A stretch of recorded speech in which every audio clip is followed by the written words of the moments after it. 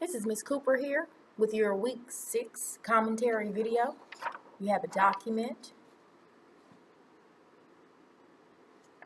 and on this week we're going to be looking at an ancient empire and its decline, and we're going to look at its place in the Industrial Revolution. We're still looking at that. How does the Industrial Revolution affect the entire world?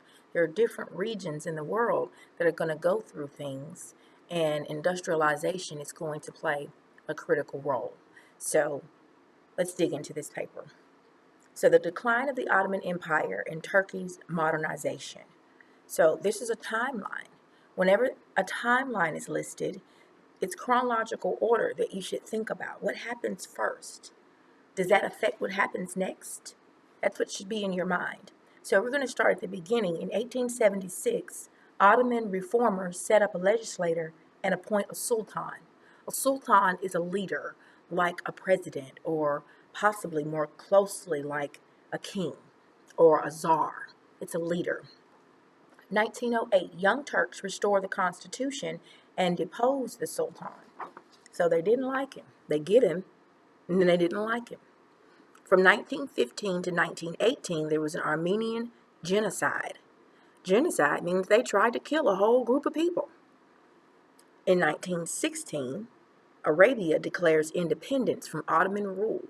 The Ottoman Empire had grown to be like one of the largest empires in the Middle East. And the only thing that's left from it to this day is Turkey. Turkey, that's it. And it totally fell off the map after World War I. In 1923, Turkey becomes a modern state after the last of the Ottoman sultans flee the country.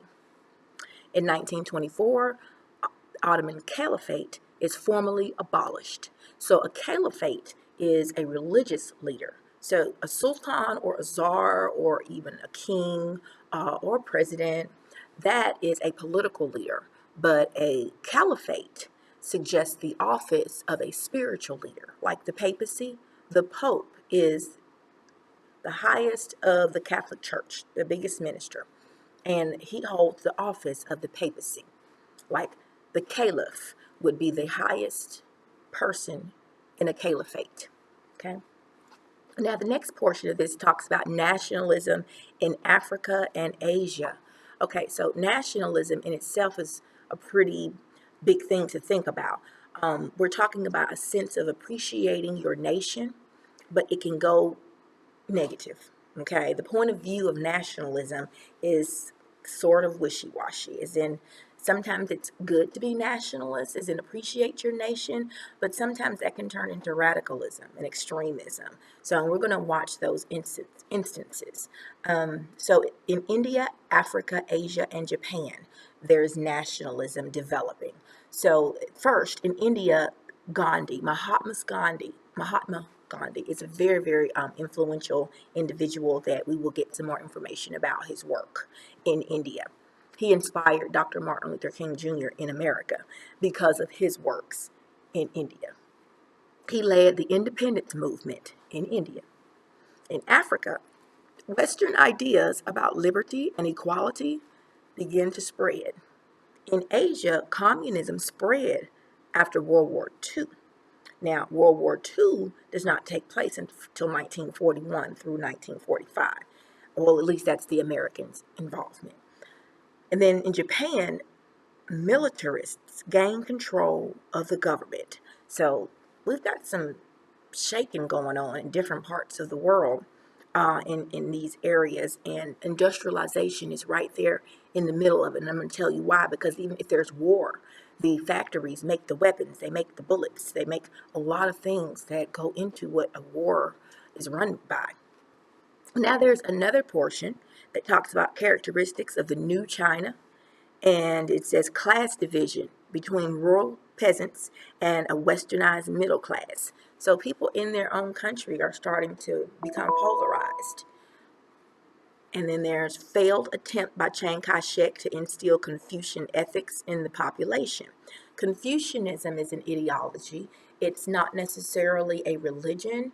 It's close to it, but there's the absence of a deity or some supernatural situation. Confucianism, it's more like a philosophy. And a lot of Chinese people believed in the words of Confucius. To this day, we go get a fortune cookie out of a Chinese restaurant, and there's a fortune cookie with the words of Confucius. Very, very wise man that wrote a lot of things that helped a lot of people. And Chiang Kai-shek was a political leader.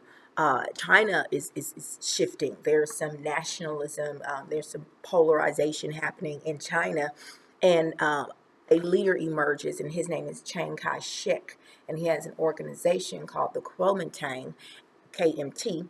And this is what ends up ultimately going back and forth in China. On the other side, there was Mao Zedong and the Red Army and Mao's little red book. And those two ideologies clashed. Those point of views, okay, or points of view, they clashed.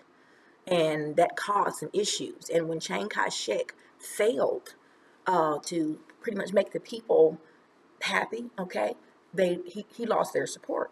And as a result of that failure or that lack of support for Chiang Kai-shek, and there's some other things that happened with him, we'll talk about it in a different situation, it gave more power to the communist point of view, or the communist leader. Mao Zedong was the person at that time.